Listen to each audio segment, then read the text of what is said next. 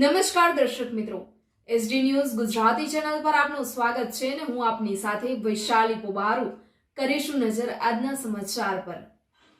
આજે રોડની અંદર માનનીય ઋષિકેશભાઈ પટેલ આરોગ્ય મંત્રી માંગણી નંબર 3940 અને કાયદા વિભાગની માંગણી નંબર 60 લઈને આવ્યા। એમાં અમે કાપ દરખાસ્ત મૂકી હતી અને સાથોસાથ એમાં મારા વિચારો રજૂ કર્યા હતા।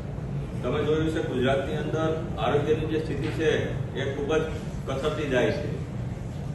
તમે જોયું છે કે અનેક પ્રાઇવેટ હોસ્પિટલોમાં ખૂબ મોટા ખ્યાતિકાંડ જેવા અનેક કાંડો થયા। આયુષ્યમાન કાર્ડનો અત્યારે ગુજરાતની અંદર ખૂબ ગેરલાભ પ્રાઇવેટ હોસ્પિટલોના જે સંચાલકો છે એ લઈ રહ્યા છે। મારા બોટાદની વાત કરું તો સોનાવાલા હોસ્પિટલમાં પણ આવા જે મા કાર્ડ ધારકો જે છે એમાં જેટલી પણ બહેનોની ડિલિવરી કરવામાં આવી બધી 100% સિઝેરિયનથી જ કરવામાં આવી છે। એક પણ નોર્મલ ડિલિવરી કરવામાં નથી આવી। તો આવા તો અનેક ગુજરાતના જિલ્લાઓમાં આવી કૌભાંડો થઈ રહ્યા છે। એટલે ગુજરાતનું જે આરોગ્ય તંત્ર છે એ ઘોર નિંદ્રામાં જોઈ રહ્યું છે। ત્યારે તમે જોયું છે કે ગુજરાતની અંદર મોટા ભાગના જે પીએચસી સેન્ટરો હોય, સીએચસી સેન્ટરો હોય કે સિવિલ હોસ્પિટલો હોય એમાં ડોક્ટરોની ખૂબ ઘટ છે।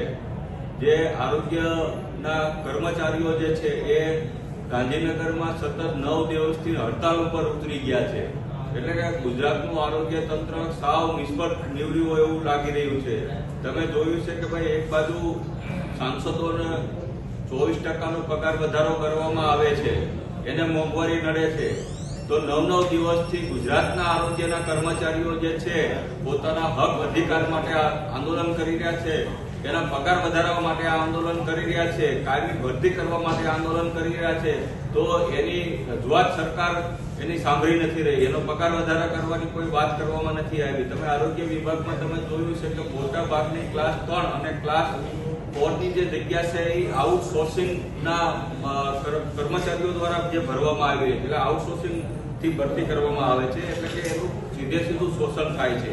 એક તમને આંકડો આપું તો અત્યારે ગુજરાતની અંદર વર્ગ 3 જે છે પેરામેડિકલ 856 જગ્યા છે એ આજની તારીખમાં ખાલી જગ્યા પડી રહી છે।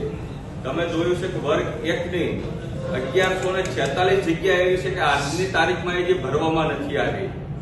વર્ગ 2 ની વાત કરું તો 1921 જગ્યા જે છે આજની તારીખમાં ગુજરાતમાં આરોગ્ય વિભાગમાં હજી સુધી ભરવામાં આવી નથી। 1920 જે જગ્યા છે નર્સિંગની, એ નર્સિંગની પણ જગ્યા આજની તારીખમાં હજી ભરવામાં આવી નથી। એટલે કે ગુજરાતમાં જે આરોગ્યની જે સ્થિતિ છે ખૂબ કથળતી જાય છે।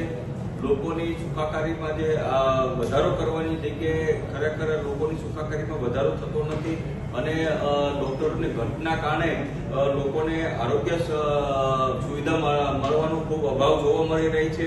મારા બોટાદ જિલ્લાની વાત કરું તો આજે પણ આઈસીયુ કે એમ્બ્યુલન્સ નથી, સિવિલ હોસ્પિટલ મંજૂર કરી પણ પ્રાઇવેટ હોસ્પિટલ મંજૂર કરવામાં આવી છે, પ્રાઇવેટ મેડિકલ કોલેજ મંજૂર કરવામાં આવી છે। હવે અમારો જિલ્લો છે પછાત છે, ગરીબ વર્ગનો છે। હવે પ્રાઇવેટ હોસ્પિટલ તો અમારે બોટાદમાં ઘણી છે। અમારી માંગણી હતી બોટાદ જિલ્લાને પ્રાઇવેટ મેડિકલ કોલેજની સિવિલ હતી ભાઈ સરકારી બનાવવાની, હવે સરકારે મંજૂર કરી છે એ પ્રાઇવેટ મંજૂર કરી। એટલે કે આખું જે પ્રાઇવેટીકરણ અત્યારે આરોગ્યનું વિભાગનું કરવા જઈ રહ્યા છે એમાં આમ આદમી પાર્ટી સખત વખોડી રહી છે। અને સાથોસાથ કાયદાની વાત કરું તો ગુજરાતમાં સમાન કાયદો જોવા નથી મળતો। તમે જોયું છે કે આજે ગુજરાતની અંદર સરકારી વકીલોની જે ભરતી કરવામાં આવી રહી છે એ પોતાના મળતિયાઓ જે લાગોપારા હોય એની જ ભરતી કરવામાં આવે છે, એમાં પણ ઘટ છે। મોટા ભાગના ગુજરાતના કોર્ટોમાં જજોની ખૂબ જગ્યાઓ ખાલી છે। અત્યારે ગુજરાતના મોટા ભાગની જે કોર્ટો જે છે એમાં કેસનો ખૂબ જ ભરાવો થઈ રહ્યો છે। આજે કોઈને ગરીબ માણસોને ન્યાય મેળવવો હોય તો 25 વર્ષ સુધી એનો કેસ કોર્ટમાં ધક્કા જ ખવડાવી રાખે તોય તેમ છતાં એને ન્યાય ગુજરાતની અંદર મળતો નથી। અને ન્યાય પણ બે પ્રકારના અત્યારે ગુજરાતમાં જોવા મળે છે, એક ગરીબનો ન્યાય અને એક અમીરોનો ન્યાય।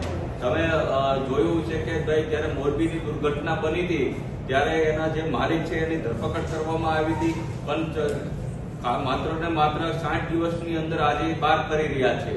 જ્યારે કોઈ પણ ગરીબ વ્યક્તિ હોય તો એને જ્યારે ન્યાયની વાત કરવામાં આવે તો એને આજીવન કેદની સજા કરવામાં આવે છે। એટલે લોકો જ્યારે પૈસાવાળા જે છે એને કાયદો લાગુ પડતો નથી. માત્ર ને માત્ર ગુજરાતમાં કાયદો લાગુ પડે છે, માત્ર ને માત્ર ગરીબ લોકોને કાયદો આ લાગુ કરવામાં આવી રહ્યો છે. એટલે સમાન આ જે કાયદો જે છે ગુજરાતમાં એ જોવા મળતો નથી.